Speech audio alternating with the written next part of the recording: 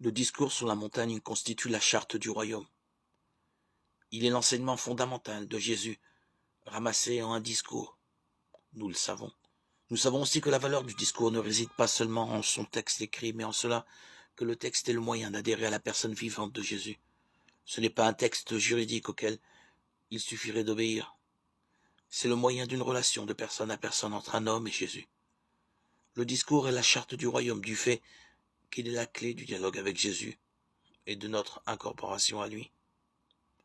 Une charte doit se définir en termes simples, accessibles à tous. C'est le rôle des béatitudes faciles à retenir par cœur, récitées ou psalmodiées aux assemblées.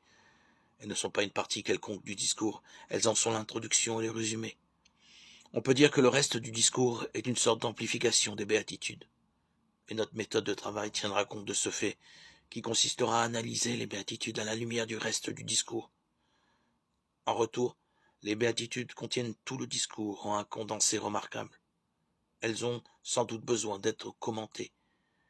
Mais pour qui connaît la totalité du discours, les seules béatitudes lui permettent de se souvenir de tout le discours. Les béatitudes elles-mêmes, au nombre de 9, se résolvent à 3 qui résument toutes les autres. Heureux ceux qui ont un cœur de pauvre, le royaume des cieux est à eux, Matthieu 5, 3. La même idée est exprimée dans 2 autres béatitudes. Heureux ceux qui ont faim et soif de la justice, Matthieu 5, 6. Ils vivent une forme de la pauvreté. Et heureux ceux qui ont le cœur pur, Matthieu 5, 8. Leur cœur est dépouillé de toute fausse richesse.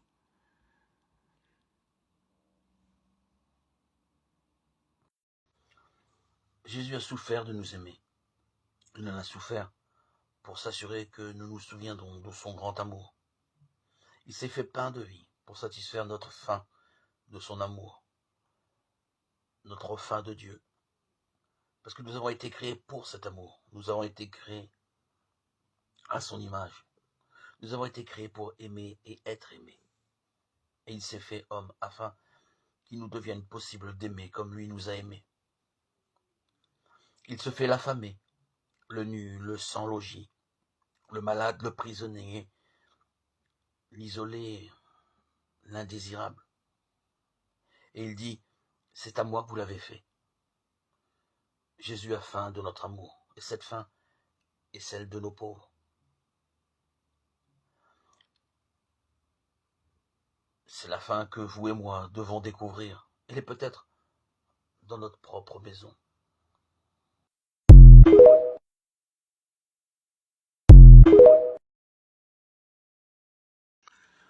On confond souvent la miséricorde et la grâce.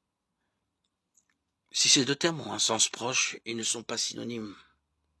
Pour résumer la différence, la miséricorde, c'est quand Dieu ne nous punit pas comme nos péchés le méritent. Et la grâce, c'est quand il nous bénit alors que nous ne le méritons pas. La miséricorde nous délivre du jugement. La grâce est une bonté dont nous sommes indignes. La Bible dit que nous avons tous péché. Ecclésiaste 7:20, Romains 3:23, 1 Jean 8.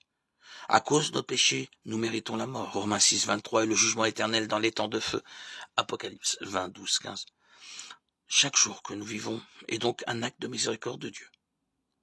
Si Dieu nous a donné tout ce dont nous avons besoin, nous serions tous condamnés pour l'éternité. Au psaume 51, 3, 4, David s'écrie « Ô Dieu, fais-moi grâce conformément à ta bonté, conformément à ta grande compassion, efface mes transgressions. Lave-moi complètement de ma faute et purifie-moi de mon péché. » Quand nous supplions Dieu de nous faire miséricorde, nous lui demandons de ne pas nous juger comme nous le méritons, mais de nous accorder le pardon que nous ne méritons pas.